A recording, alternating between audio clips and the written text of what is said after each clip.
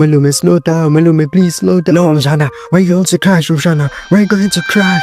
Taxis in South Africa. You know the one thing that 99% of South Africans genuinely feel because of the fact that taxi ranks are controlled like something straight out of mafia movies?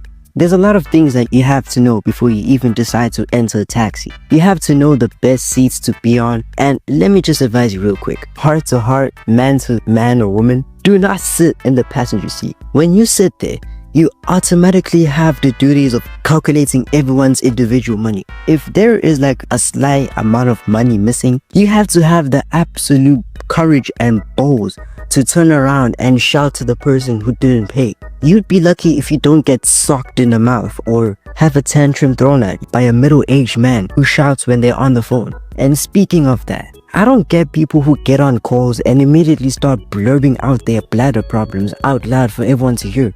Like, no, I don't want to hear about how your boyfriend chose a Savannah bottle over you. And no matter what, I will always be so nervous to even take out my phone and play like a game, because the person right next to you will always be stalking your phone on some Assassin's Creed shit, due to the fact that you guys are quite literally touching shoulders every time. If someone asks you how the hell coronavirus spread in South Africa, just show them a picture of people sat in a taxi. I remember this one time I had to get on a 2-hour taxi going from my small town to Durban, and I put all my barnacles down on one table. There was a woman with a baby next to her the entire trip, and the worst part is, this lady was acting like she had never had or seen a baby before. She would literally let it come over to my lap, pull on my bag, snort on my chips. I didn't even have my chips for a long time because the mother literally reached over and took my chips. Good thing I was only eating like the blue Doritos. If it was the cheese flavored Doritos, yeah, you best believe I was gonna get up and start throwing hands with people.